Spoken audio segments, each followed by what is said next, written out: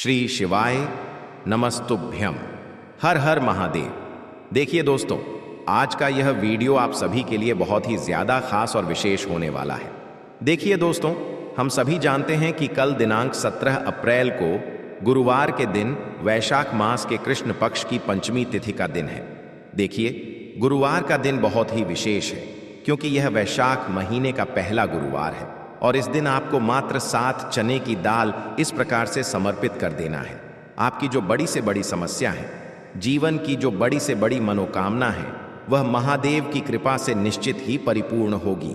तो देखिए, आज के इस पूरे ही वीडियो में हम आपको गुरुवार के दिन किए जाने वाले 3 महा उपाय बताने वाले हैं और यह तीनों ही उपाय बहुत ही सुंदर से और सरल से होने वाले हैं। देखिए दोस्तों, आज के जो तीनों ही उपाय हैं, पूज्य गुरुदेव पंडित प्रदीप जी मिश्रा की कथा को सुन करके और समझ करके ही आपको समझाने का पूरा प्रयास करेंगे। लेकिन उससे पहले वीडियो को लाइक करें, चैनल को सब्सक्राइब करें और कमेंट में श्री शिवाय नमस्तुभ्यम या फिर ओम नमः शिवाय जरूर लिखें। देखिए दोस्तों, आज के जो उपाय हैं, इनमें से आपको पहला जो उपाय है, विशेषकर 7 चने की दाल से करना है, जो आपके जीवन से जितना भी दुर्भाग्य है उसे दूर करने वाला है और आपके जीवन में सौभाग्य प्राप्ति करवाने वाला है। दूसरा जो उपाय है, आपको मात्र 7 बिंदी लगानी है।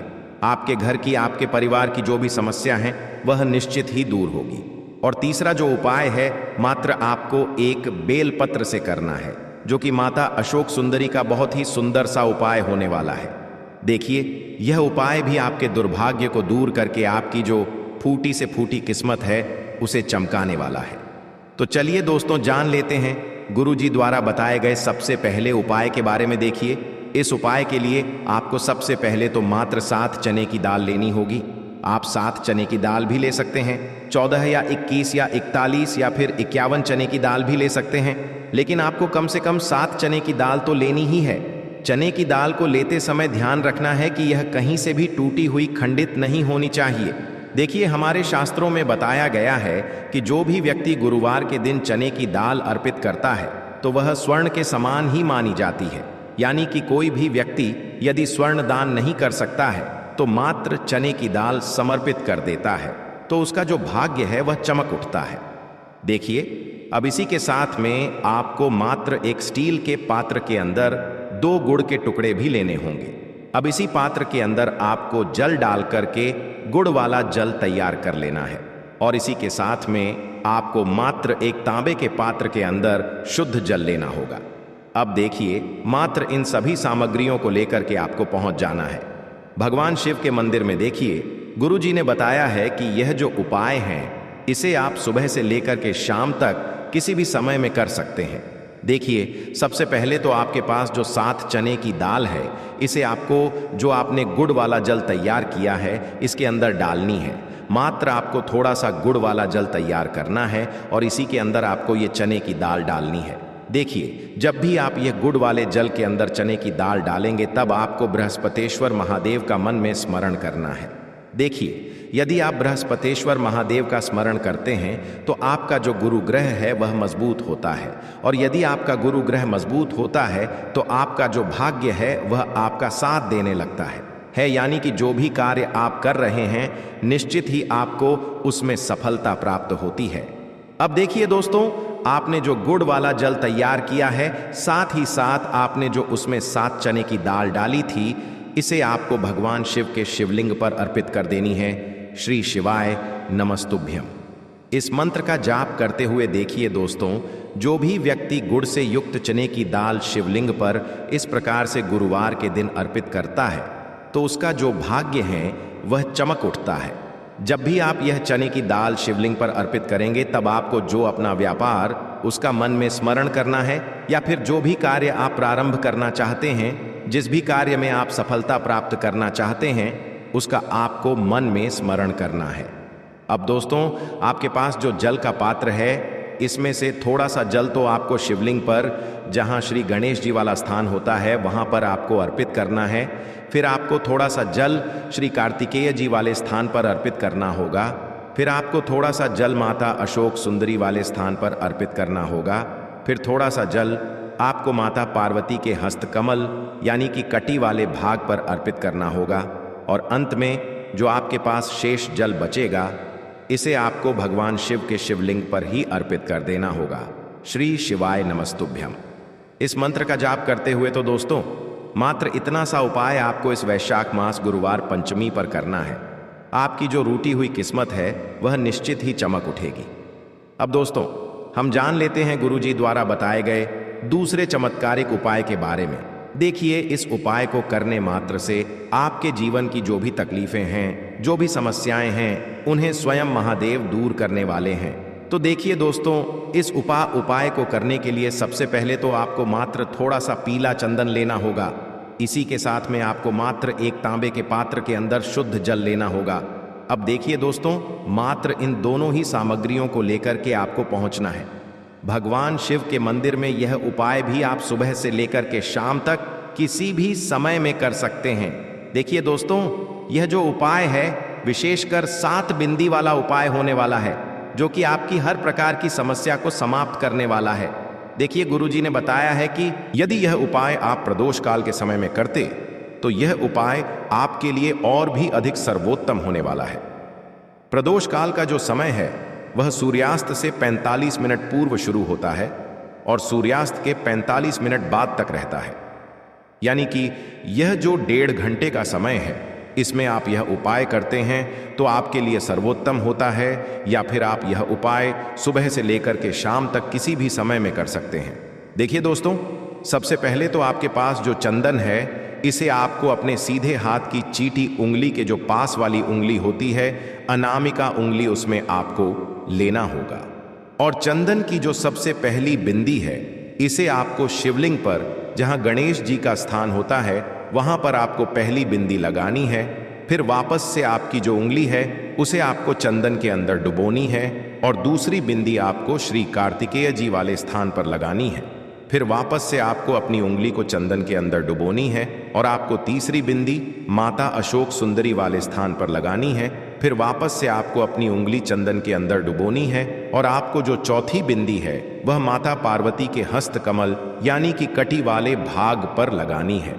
पांचवी जो बिंदी है आपको जलाधारी के बिल्कुल अंतिम कोने पर लगानी होगी और छठी जो बिंदी है इसे आपको भगवान शिव के शिवलिंग के विपरीत साइड में लगानी है।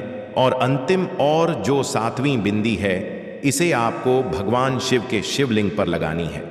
देखिए, प्रत्येक बिंदी को लगाते समय आपको श्री शिवाय नमस्तुभ्यम इस मंत्र का जाप करना है और प्रत्येक बार जब भी आप यह बिंदी लगाएंगे तब आपको प्रत्येक बार अपनी उंगली को चंदन के अंदर डुबोनी है। ऐसा नहीं कि आपने एक बार चंदन के अंदर डुबो ली और सारी बिंदियां एक साथ लगा दी। आपको प्रत्येक बिंदी को लगाते समय प्रत्येक बार अपनी उंगली को चंदन के अंदर अवश्य डुबोना है।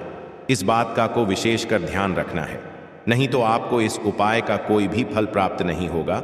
और प्रत्येक बिंदी को लगाते समय आपकी जो भी विशेष मनोकामना है, जिस भी मनोकामना पूर्ति के लिए आप यह उपाय कर रहे हैं, उस मनोकामना को अवश्य आपको बोलना है।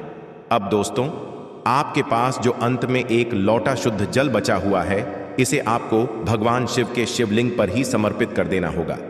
श्री शिवाय नमस्तुभयम इस मंत्र का जाप करते हुए। तो देखिए दोस्तों, इस प्रकार से आपको यह दूसरा उपाय करना है। अब हम जानते हैं तीसरे उपाय के बारे में। देखिए, यह उपाय भी आपकी मनोकामना की पूर्ति के लिए, साथ ही साथ जीवन के संकटों को दूर करने के लिए।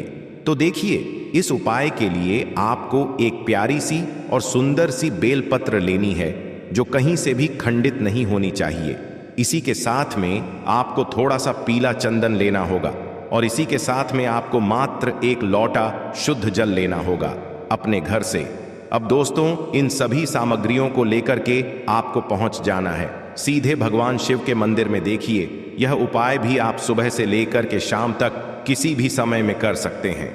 देखिए, मंदिर पहुंचने के बाद आपके पास जो एक बेलपत्र है इसे आपको जो भी आपकी विशेष मनोकामना, चाहे आपकी विवाह से जुड़ी हुई कोई भी कामना हो, नौकरी से जुड़ी हुई कामना हो, धन प्राप्ति को लेकर कामना हो, या फिर व्यापार को अच्छे से चलाने के लिए कामना हो, जिस भी प्रकार की आपकी मनोकामना है उसे बोलते हुए यह जो बेलपत्र है इसे आपको शिवलिंग पर, जहां माता अशोक सुंदरी का स्थान होता है, वहां पर आपको स्पर्श करवाना है, यानी कि यह जो बेल पत्र है आपको केवल माता अशोक सुंदरी वाले स्थान पर स्पर्श करवानी है।